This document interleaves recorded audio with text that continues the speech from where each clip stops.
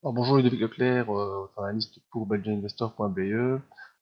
Cet après-midi, en me promenant sur le site bourse sur Facebook, là on a un groupe bourse où chacun peut un peu y mettre ce qu'il veut et demander des avis sur des valeurs. Eh bien, on a Yuri qui nous demande l'objectif intraday, hors intraday justement pour Genfit. Donc, j'ai voulu un peu aller voir ce qui se passait sur Genfit aussi.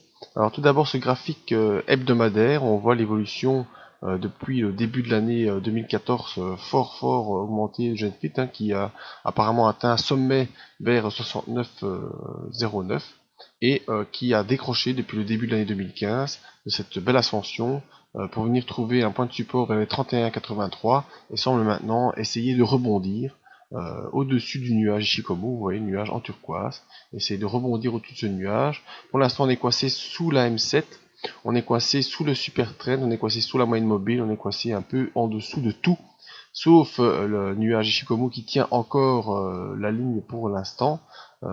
Et au niveau hebdomadaire, on ne va pas dire que ce soit vraiment terrible pour Genfit, mis à part qu'on espère que ce rebond pourra un peu repasser au-dessus des valeurs importantes, comme je situerai ici vers les 46,7. Pour se donner un petit peu une meilleure idée de ce qui se passe sur le titre, on va se prendre un graphique 3 mois.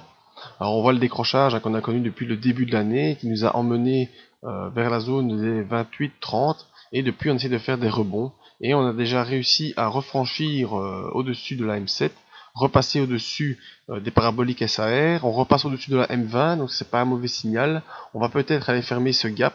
Ce qui serait bien, c'est qu'on puisse passer au-dessus du super trend, ce qui nous donnerait vraiment le passage 46,85 comme étant euh, un signe de volonté de poursuivre à la hausse, mais le plus important sera de passer au-dessus du nuage Ishikomu, le nuage turquoise, qui en général fait une belle barrière lors des tentatives de retournement. Alors ce que ça nous donne au niveau des indicateurs que moi j'utilise, ben, le MACD est sous zéro, pour l'instant est passé au-dessus de son signal mais sous zéro, ça veut dire qu'on est toujours dans cette tendance baissière, qu'on est dans un rebond de cette tendance baissière.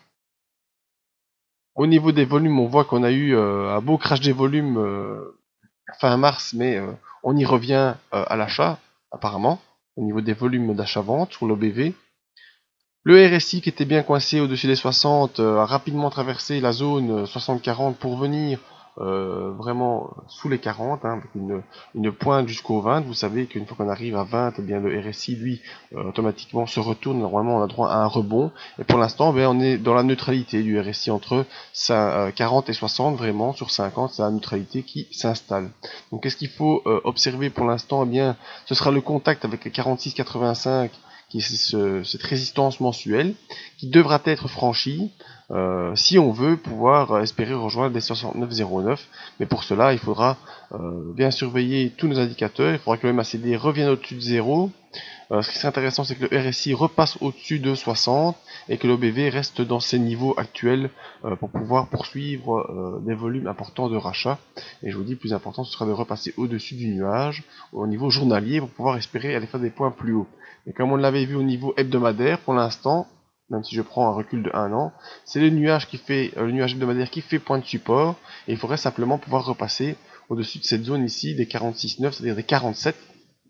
Si on peut repasser au-dessus des 47, eh bien, on pourra espérer aller rejoindre les 69 pour aller faire un nouveau test des plus hauts, sachant que sur le chemin, on a le super trend et les paraboliques SAR. Donc pour l'instant, le rebond est en train de se former sur Genfit. Il faudra vraiment surveiller cette zone des 46,90, donc des 47.